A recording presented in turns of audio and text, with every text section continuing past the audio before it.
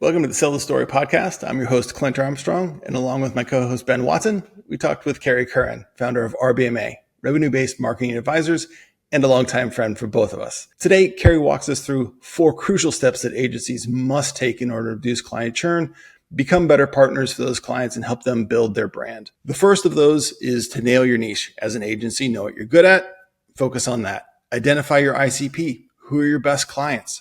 3, onboard with intention. Create that process, create that rigor from the very beginning. And 4th one, probably most crucial, deliver value to those clients immediately. Kerry obviously goes into much more detail on those 4 things. And she also has a really fantastic, absolutely cringe-worthy story to share with us. So stick around and find out. Let's get into it. Hi, welcome to the e-commerce pitch podcast. You're with Ben Watson and my co-host Clint Armstrong. And today we have a very special guest, someone that we've both known for a very long time and who is now out running her own business, RBMA. Kerry, tell us a little about yourself. Great to have you on. Thank you, Ben and Clint, and very good to be here and catch up with you. Always like being on this side of the mic, so thanks for having me.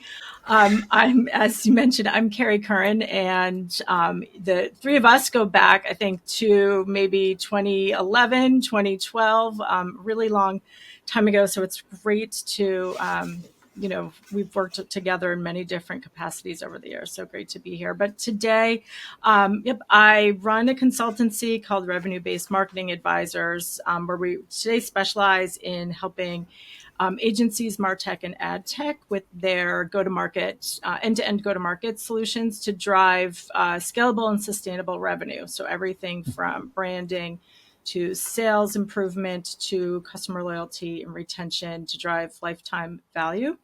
I'm also the host of Revenue Boost, a marketing podcast where we talk to folks like yourselves to educate the market on the importance of marketing for driving revenue growth. So again, thanks for having me.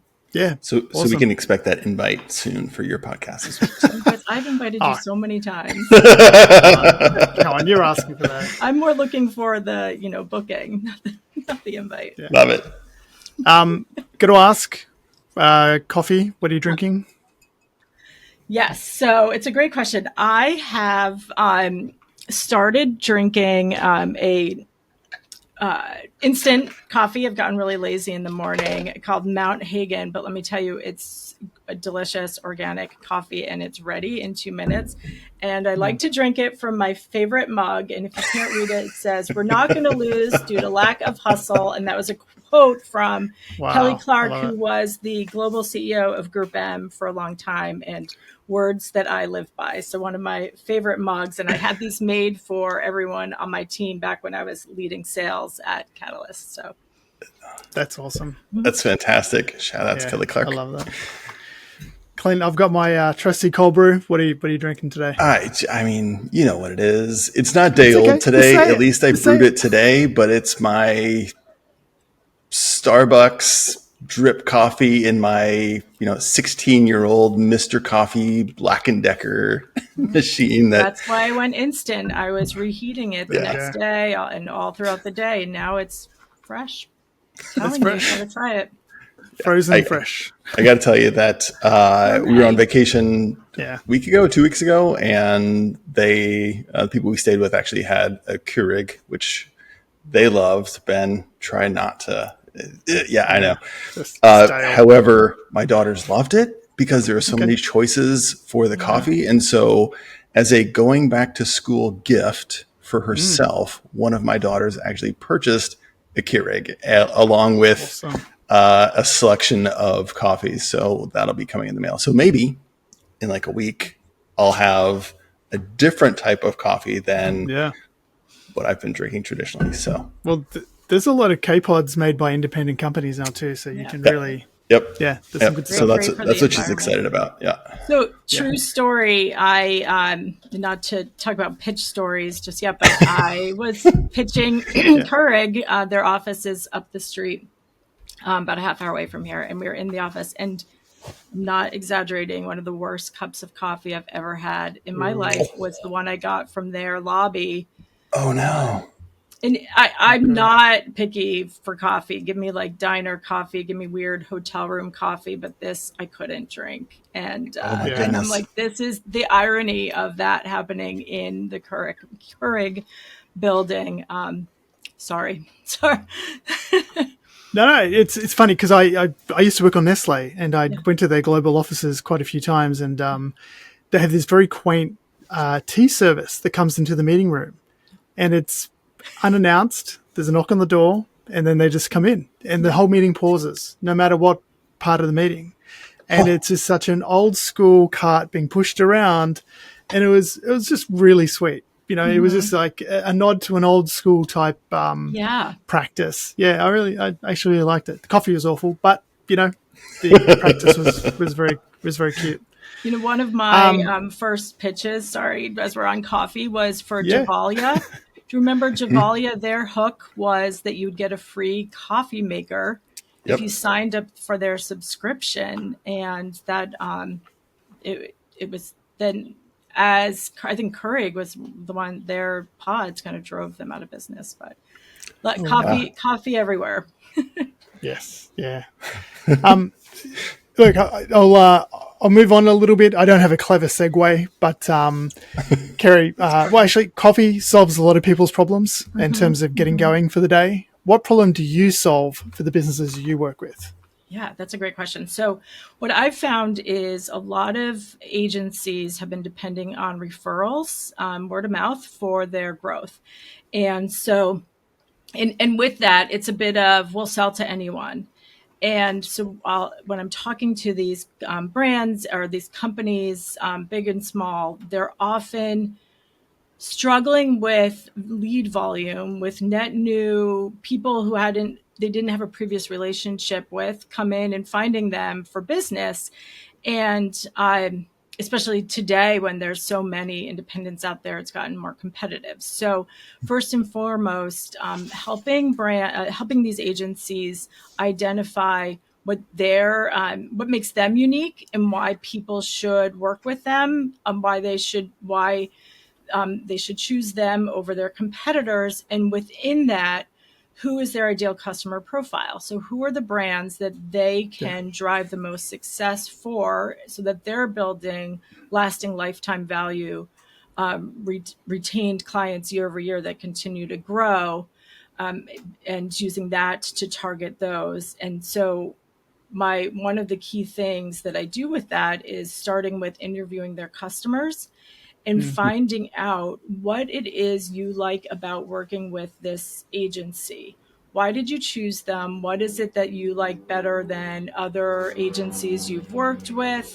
Why do you continue to work with them? And I collect all of these insights.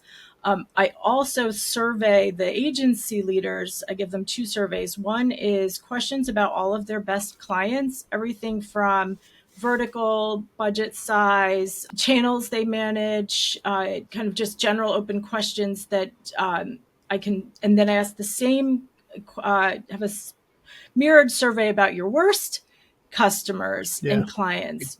So, so first I take all of that, the customer interview data, to pull out the themes of what it is they like the most and help them build that into their platform, their messaging, this is who we are, this is why you choose us. And then taking all of the ICP data for both things, I drop it all into ChatGPT and use that for analysis and help them identify, based on who they shouldn't work with, and who they're great to work with, and identify which verticals and help them identify their ideal customer profile. So then you marry those 2 things, the targeting and the messaging, to help them start that growth engine. Yeah, pre-qualifying for pitching almost. Yeah. And the challenge there is saying no. So it's saying no to the ones that are not going to be a good fit. They take all your time. That's awesome. Yeah, sorry, Ben. That's as Ben said, that's awesome. But I think that's one of the biggest challenges that you have as a company, as an agency, is saying no, is understanding that there are clients who are willing to pay you that probably aren't a good fit for your culture, your tech, your offering. And it's really hard to turn down that money. So, but niching in, which is essentially what you're helping them do, is a way for you to kind of gain a stable foundation and something to kind of move forward on. So it's awesome that you're helping them do that. Yeah. No, thank you. You're right. And and that's the thing, that the advice I give to my customers at the end of the day or my clients, is that you know what you need in terms of revenue in to run your business. So you need to make that decision. But when you think about the extra hours burned, or the pushback, or the lack of like implementing your recommendations, so that then they don't see any results, and then they think that you didn't do your job, or all of the above. The other side of that is if you need to charge them more and they don't want to pay for the more hours or more services, that's another time when you have to think about, well, if they're not going to pay us for what we're putting in, they're not seeing the value, then they're also not a good fit. But to your point, those are difficult decisions to make when you're starting up. But once you're scaling, you have to make those tough calls. I mean, a lot of this is we started this podcast so we could actually help inform, businesses on how to better run pitches, how to sort of avoid pitches, and how to get better results out of them. And it seems like you are doing this very clearly in terms of making sure that pitch process is better informed, and they're putting the resources towards the clients that make more sense. Yep. What sort of triggers within your research are you seeing for clients who, when they're ready to sort of call a pitch or to investigate other services? What's for the brands? Yeah. Yep. So that's a good question. Usually that comes up when they're not hitting their numbers. They're looking back at quarter end or year end, and they're getting pressure to drive more sales, and it's kind of plateaued. Or if there's a new product launch or a brand refresh.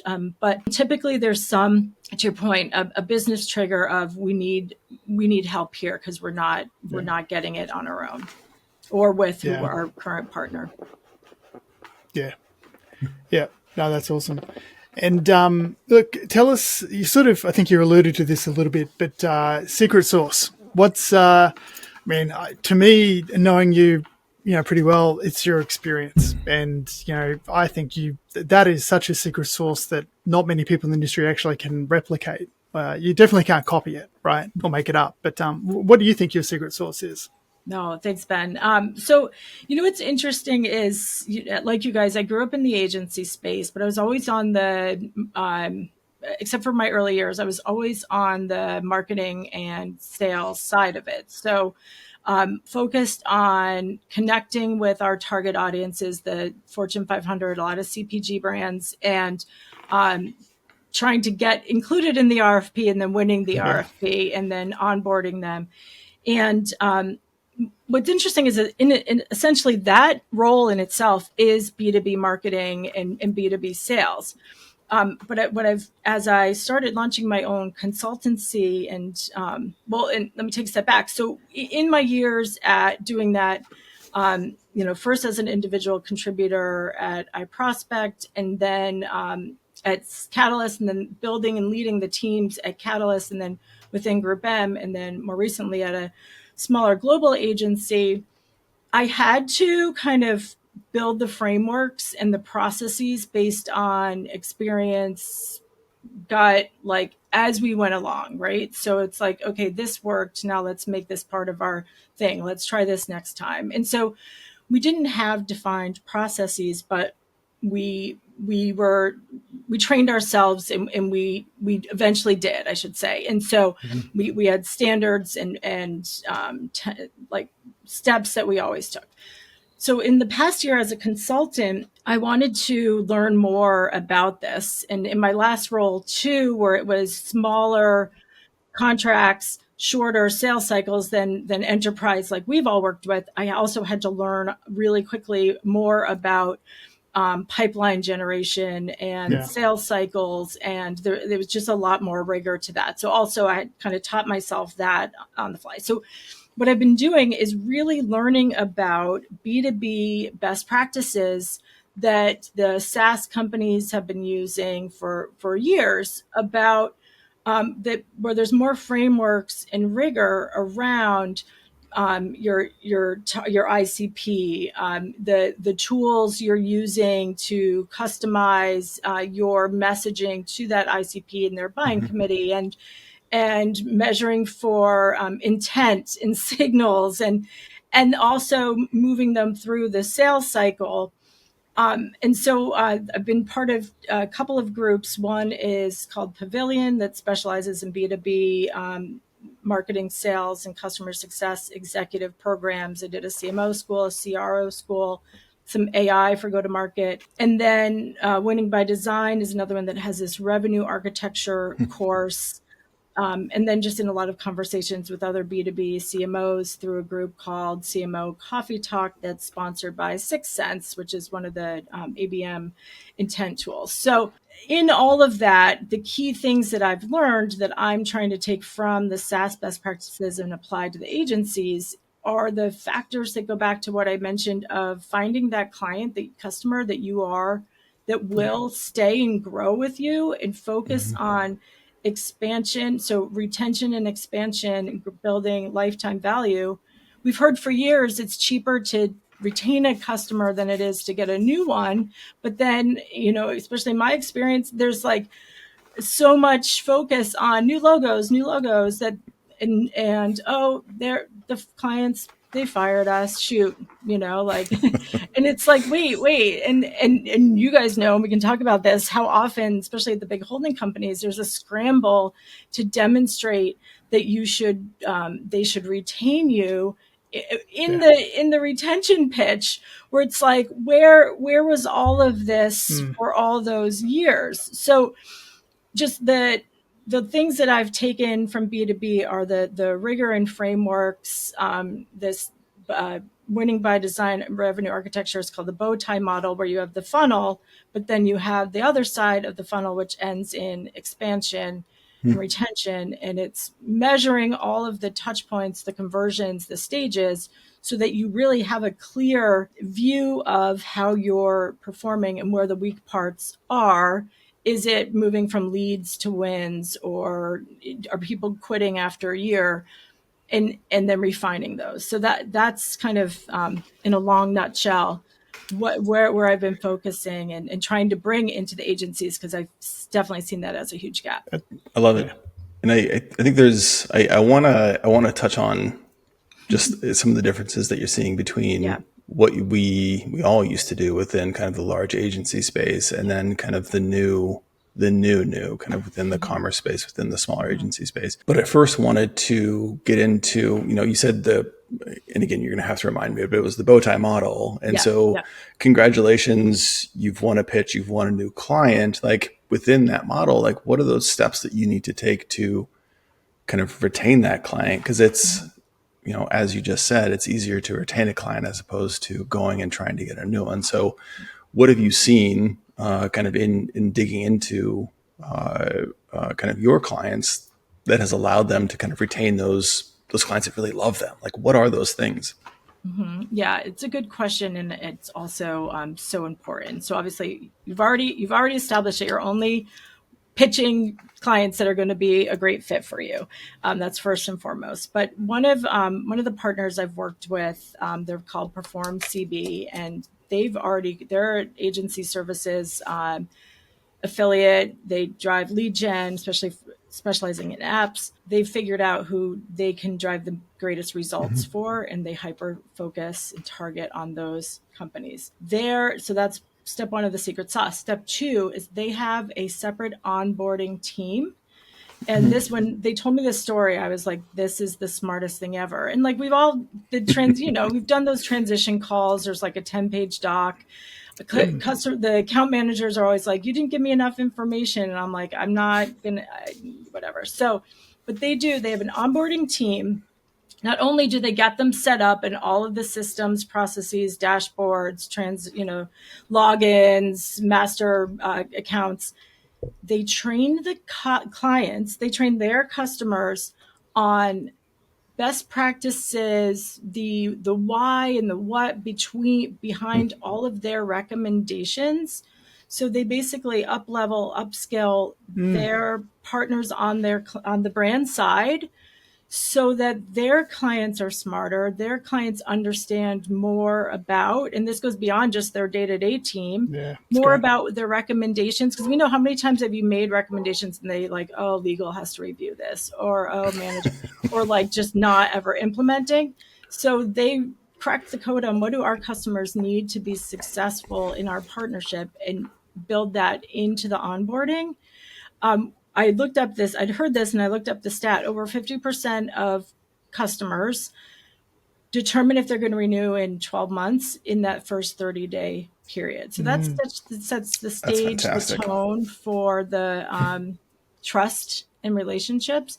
Within the bow tie model, they say time to impact. You want them to feel the value and impact of the signature on the contract as quickly as possible, so there's no buyer's remorse.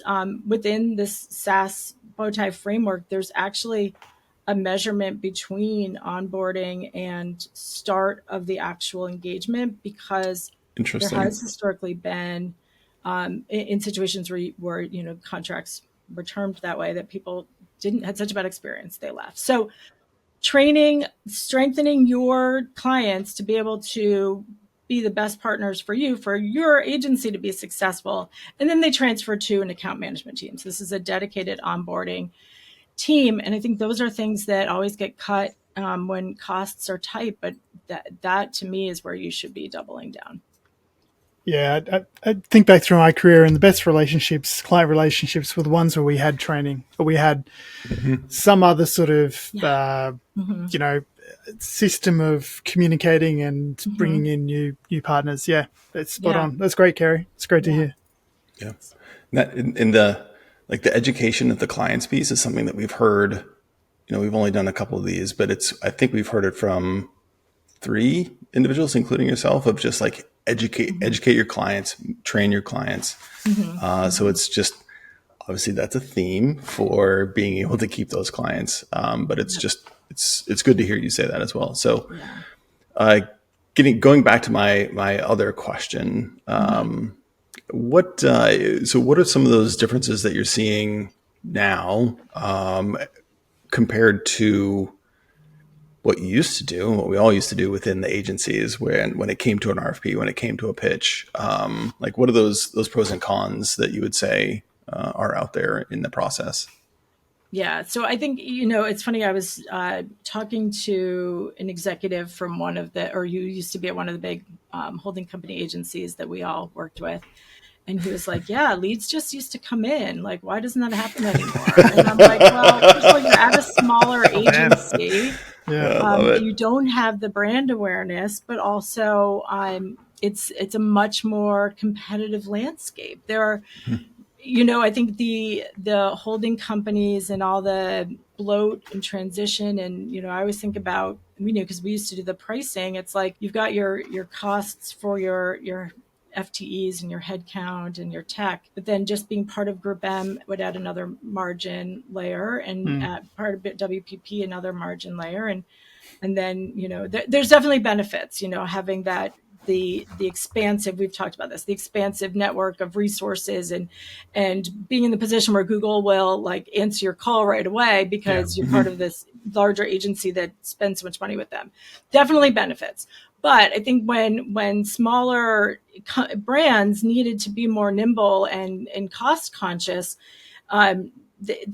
gave birth to tons of independent agencies, especially specialties like e-commerce. So today it's a lot more of building relationships, whether it's through networking, just working the floor at the target, the relevant conferences, creating very niche, targeted, solution-focused content, that will resonate with your audience and getting it to them. So, it's where are they spending time? Where, that's where you're starting to see TikTok and Instagram that were more consumer focused to be actually more B2B focused, or opportunities for B2B awareness and engagement driving. So it's really about, in building that trust as the agency that has the experience that you need,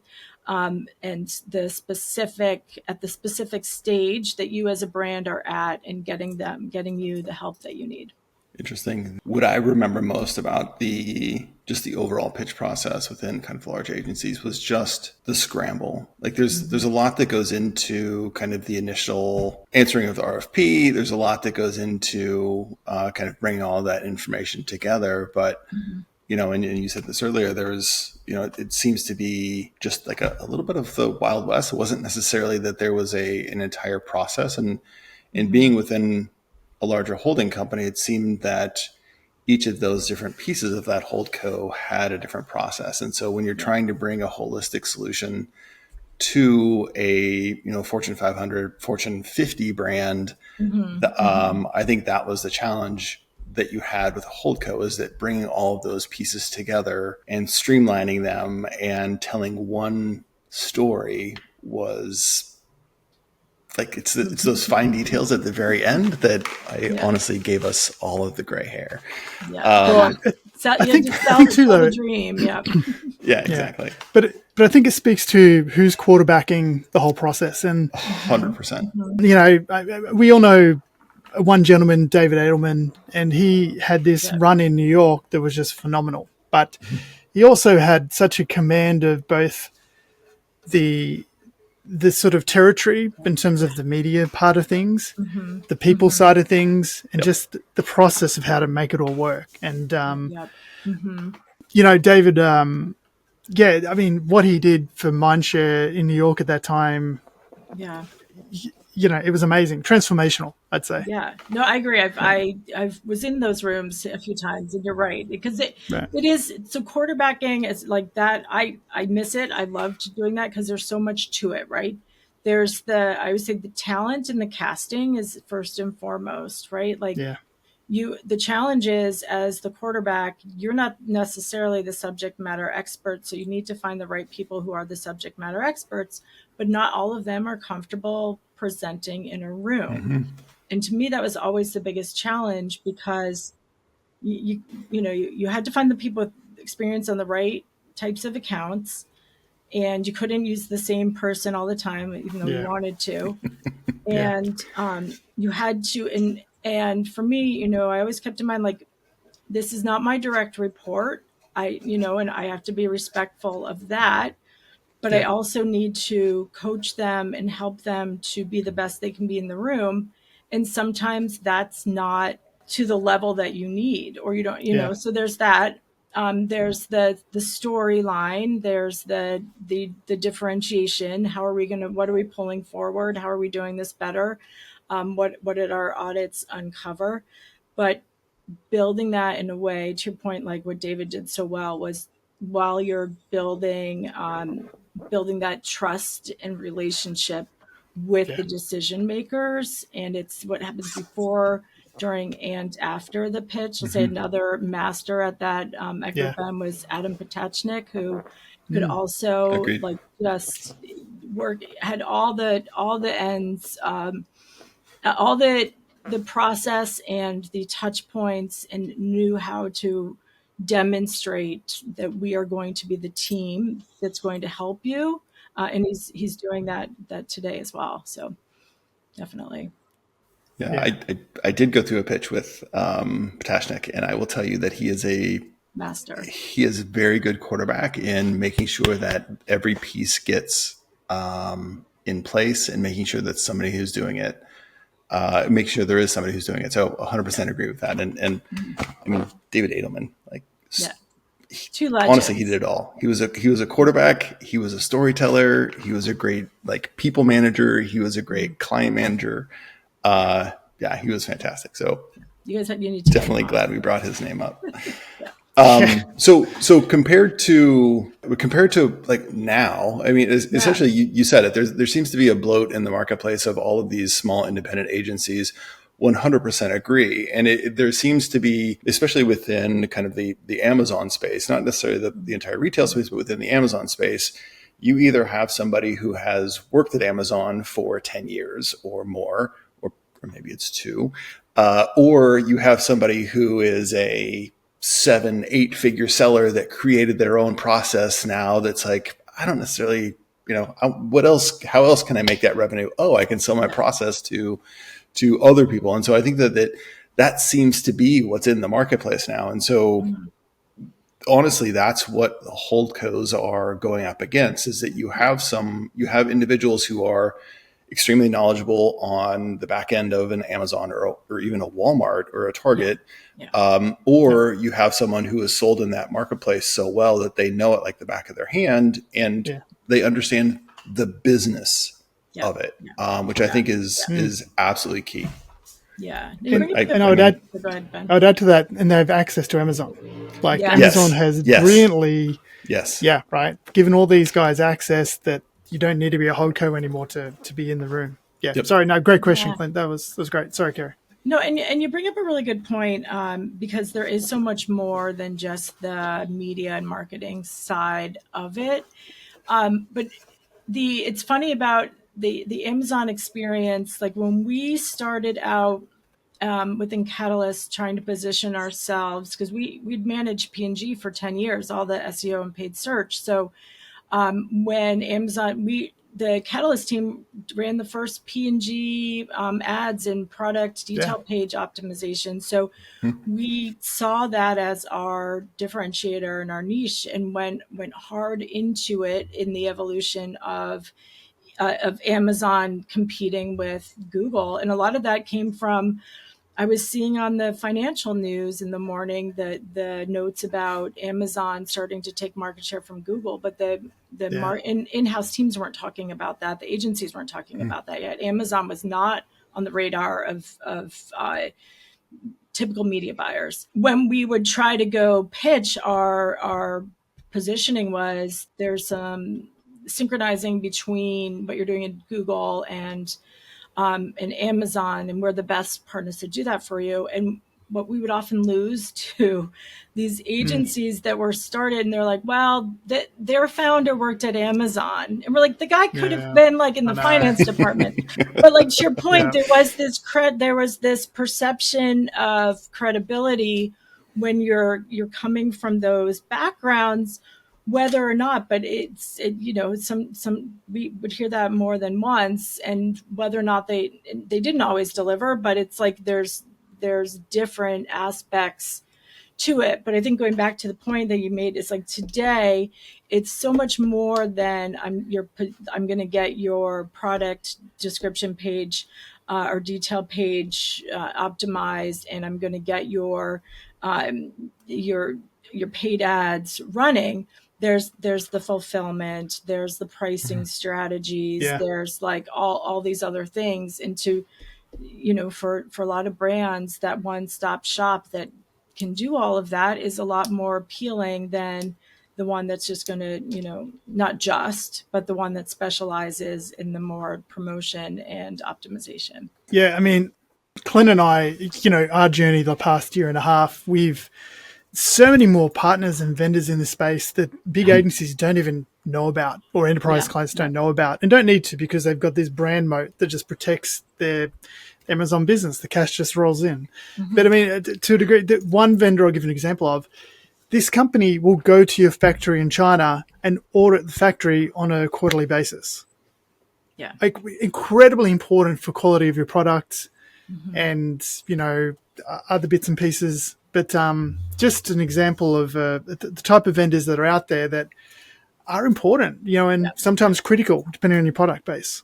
Yeah, yeah. Well, that's another point, though, of the smaller niche agencies, is the ability to be nimble and bring in those partners and be more of the manager of all of the specialty businesses where, we've been in the holding company. You couldn't bring in a new vendor without 45 people approving it.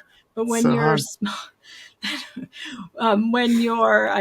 trust me, I got slapped on the wrist more than once for bringing Yeah. in a new innovative partner Yeah. to present to the team because they weren't on the approved Yeah. list. I'm like, but they've got something new. But so that's the thing. Or even it wasn't media, so Yeah. you weren't allowed to touch it. Right. Yeah.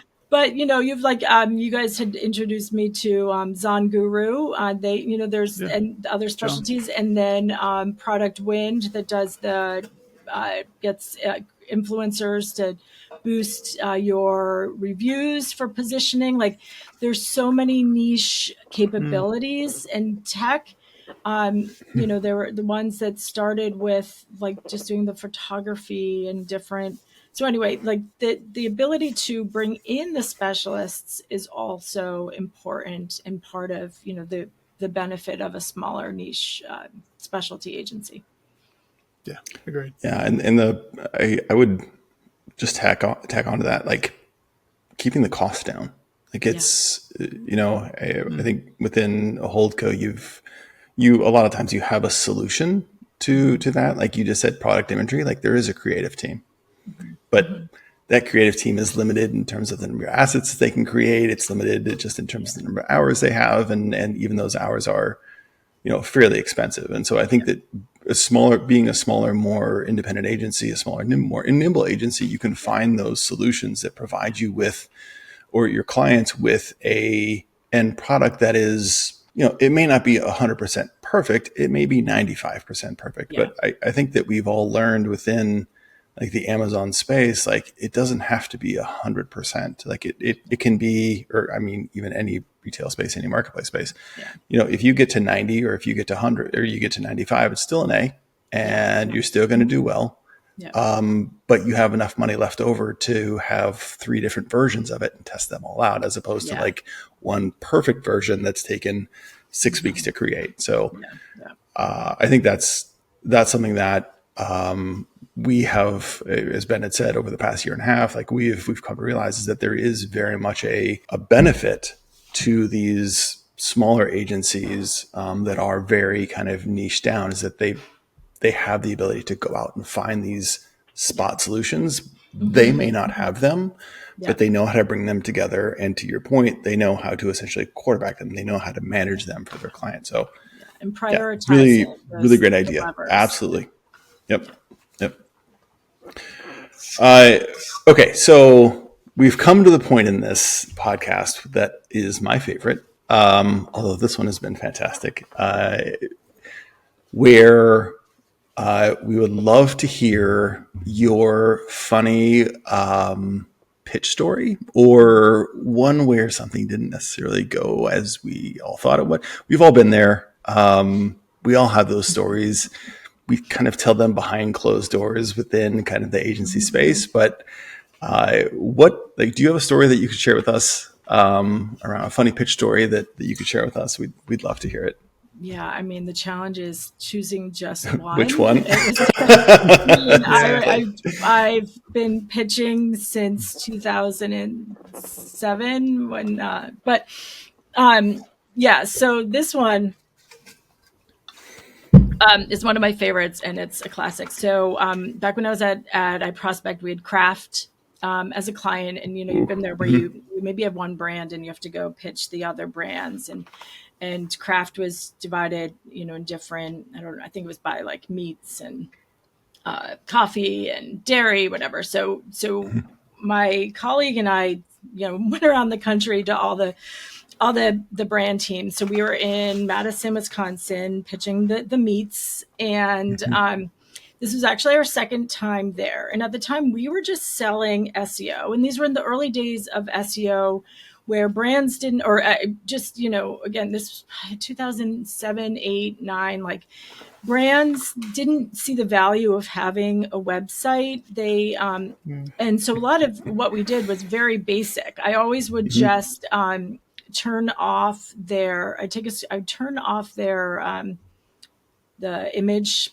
I forgot how I even did it, but I turned it off so that all that showed up on the the screen was text, because so many websites in those days were developed in just image files. So any of the text, and the whole point of that was, at the time, again, the search engines couldn't read what was in an image. So the only things they could use to for the algorithms or the spiders to determine what your website was about was what was in text. This was actually the second meeting we had with this team over however ever months.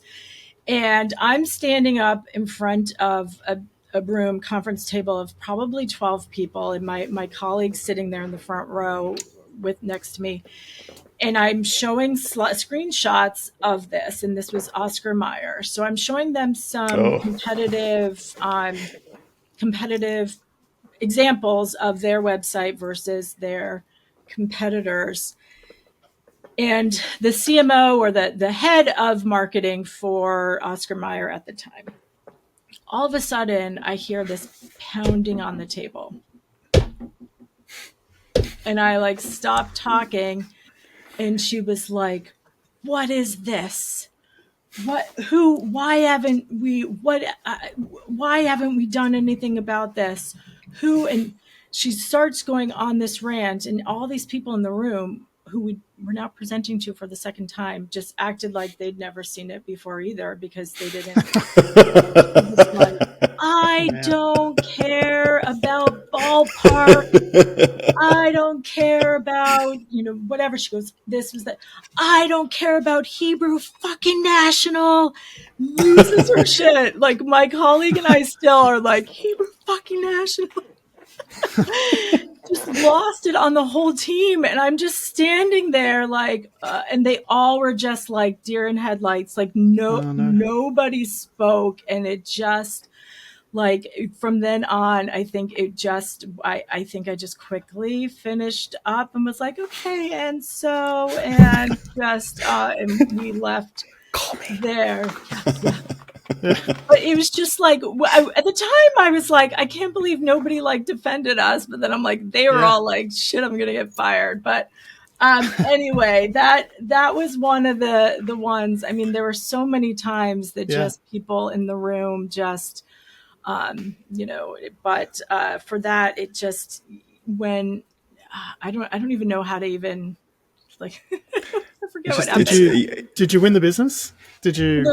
We did eventually, because I think they realized they needed us. Yes. But again, it was basic stuff. But so often they were like, "But do we need that?" And it was back then. It was just convincing brands that they needed it, right? People want to know, and it's not just ingredients. I mean, I think that's incredibly important, but it's and then from there it was recipes and different product features, but it's your destination for your display ads and your programmatic. So anyway, it was just one of those where it's just the disconnect and the leadership coming into the meeting without a pre-read or anything. It's it just they got caught.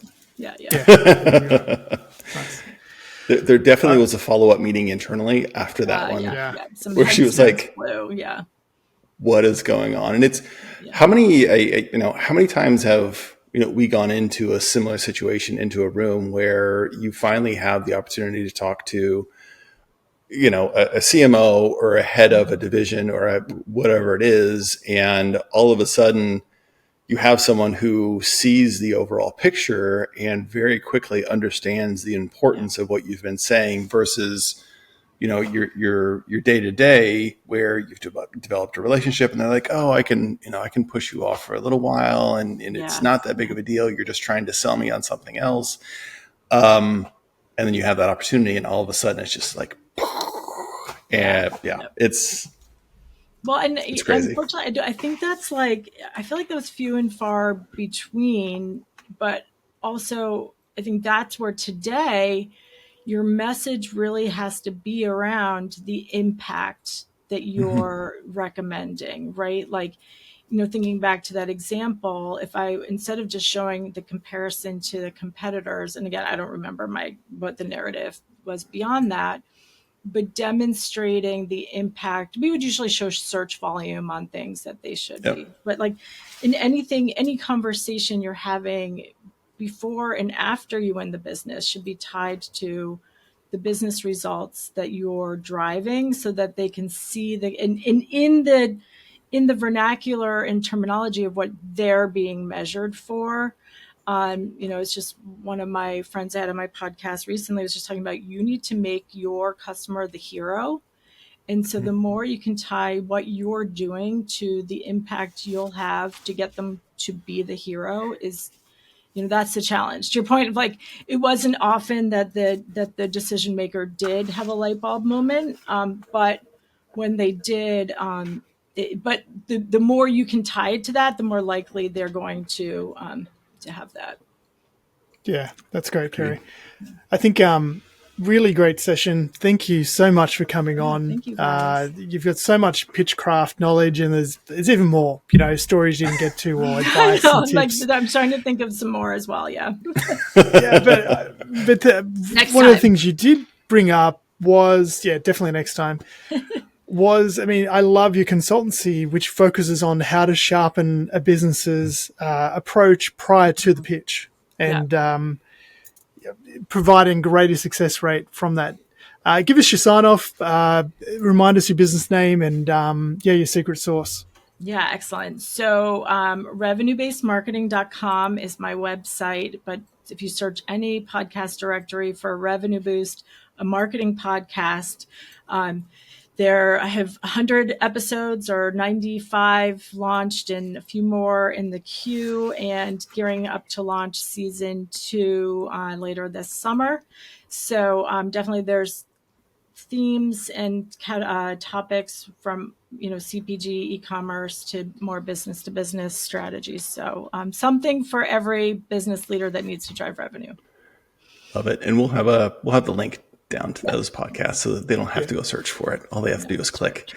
But Kerry, wonderful talking to you. Really appreciate it. As always, we'll be looking for that invitation to your podcast. Just go look in your inbox for invitations.